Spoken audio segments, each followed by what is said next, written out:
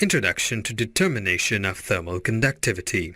The temperature difference across the walls of a refrigerator is much greater than the temperature difference across the hot plate of an electric fire. What material is suitable for the walls of the refrigerator? What material is used for the hot plate of the electric fire?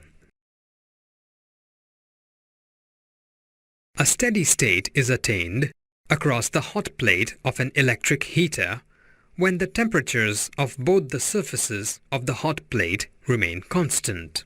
The equation d over dt of Q equals negative Ka times d over dx of theta is only applicable when the steady state is attained. In the experimental determination of the thermal conductivity of a material, the apparatus has to be designed such that the steady state can be achieved.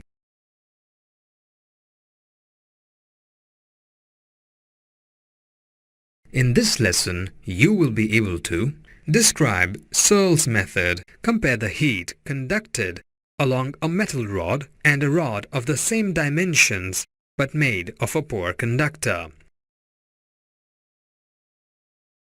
Click on the metal to start heating the metal rod at one end and observe the readings of the digital thermometers.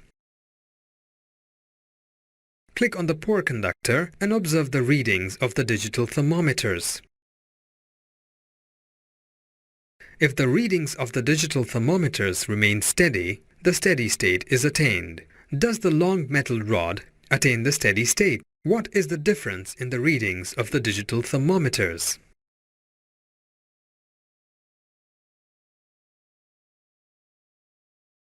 Answer: yes. The temperature difference is 10 degrees Celsius.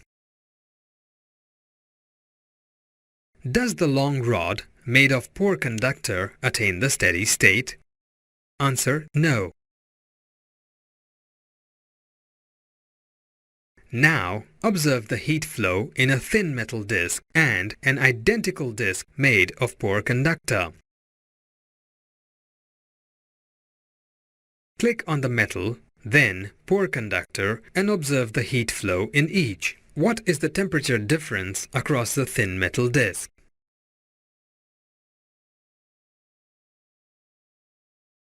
Answer: 1 degree Celsius.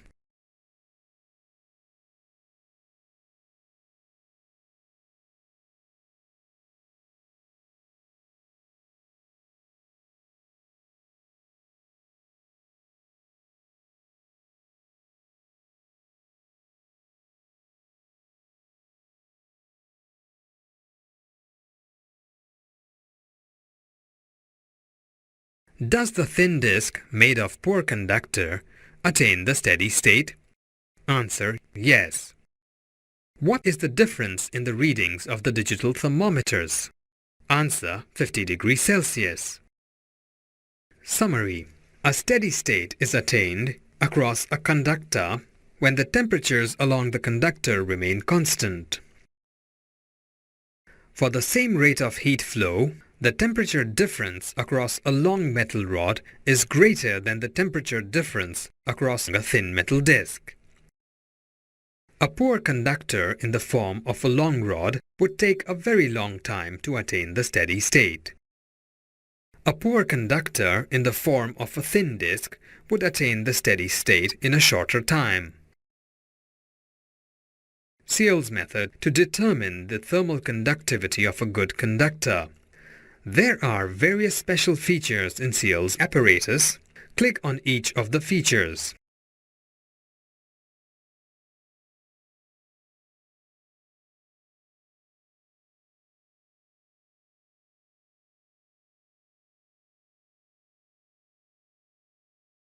Experiment to determine the thermal conductivity of copper. Click on the balance to record the mass of the empty beaker. To start the experiment, click on the tap to open it and switch on the electric heater.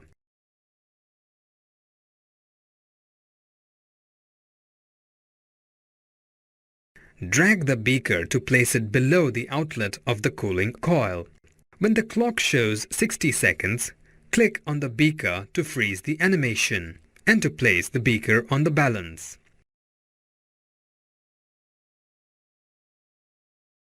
Click on the balance to record the mass of water and beaker. Click on each of the thermometers to record their readings when the steady state had been attained. Click on the copper rod to obtain the distance L between the thermometers T1 and T2 and the diameter of the rod. Click Result to calculate the value of thermal conductivity of copper.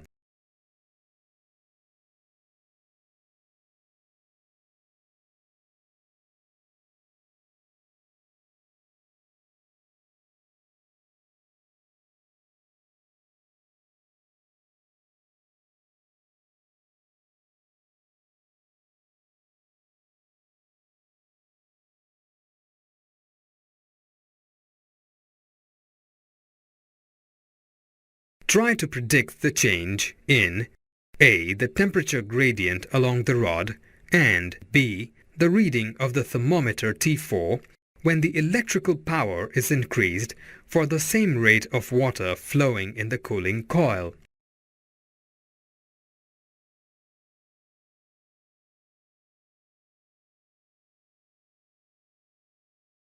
Try to predict the change in A. The temperature gradient along the rod and B.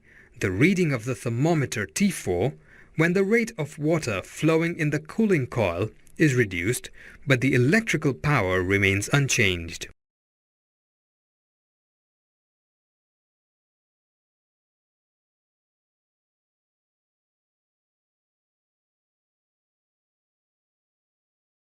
Summary. Searle's method is used to determine the thermal conductivity of a good conductor.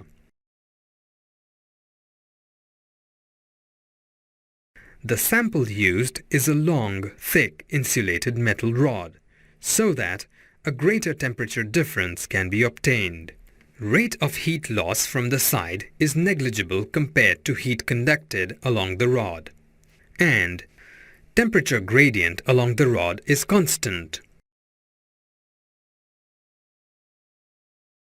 Determination of thermal conductivity of a poor conductor. Lee's method is used to determine the thermal conductivity of poor conductors such as cardboard, glass and wood. The various parts of the apparatus are as shown. Click Assemble to assemble the apparatus.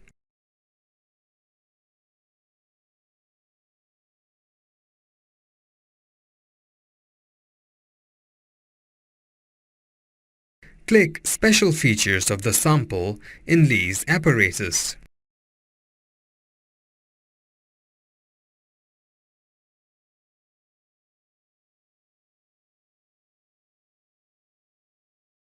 Click First Part to start the experiment. Observe the readings of the thermometers T1 and T2. What are the readings of T1 and T2 when the steady state is attained? Answer. Reading of T1 equals 98 degrees Celsius. Reading of T2 equals 45 degrees Celsius. If thickness of sample L equals 1.50 millimeters, click Results to know the value of the temperature gradient. The dynamic part of the experiment involves heating the brass disc with the sample on top to a temperature above theta 2 and then allowing it to cool. Click Dynamic part. Click on the Bunsen burner to start heating. Then click on the burner again to turn it off. Allow the disc to cool. As the brass disc cools, heat is lost from it as in the first part of the experiment. Click Graph to see the temperature time graph generated as the disc cools. The rate of heat conducted through the sample d over dt of Q at the steady state is equal to the rate of heat loss at theta equals 45 degrees Celsius in the dynamic part of the experiment. Click Calculation to see how d over dt of Q is calculated.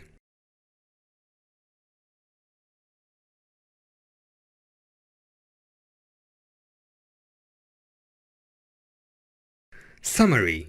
In Lee's method of determination of the thermal conductivity of a poor conductor, the sample is thin so that the steady state could be achieved in a short time.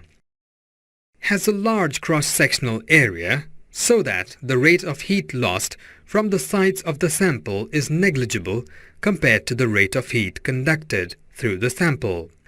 Need not be insulated because the surface area of the sides is small. The rate of heat loss is negligible even though the sample is not insulated.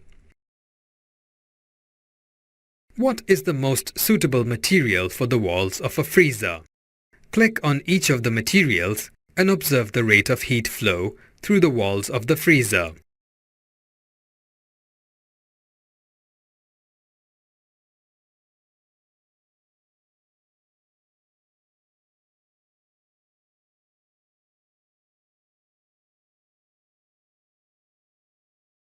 Why is expanded polystyrene a better insulator than air?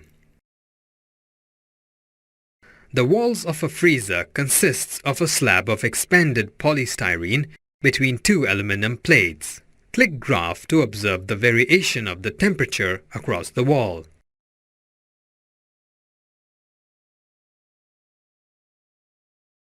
Explain for the small temperature difference across the aluminum plates. Answer: aluminum has high thermal conductivity. Explain for the high temperature gradient across the expanded polystyrene slab. Answer: temperature gradient is inversely proportional to thermal conductivity. The thermal conductivity of expanded polystyrene is small. Summary. The thermal conductivity of expanded polystyrene is small because air molecules are trapped in air cell. Air in one cell cannot move from one cell to another. Convection does not occur across a slab of expanded polystyrene. Heat is transferred mainly by convection in air.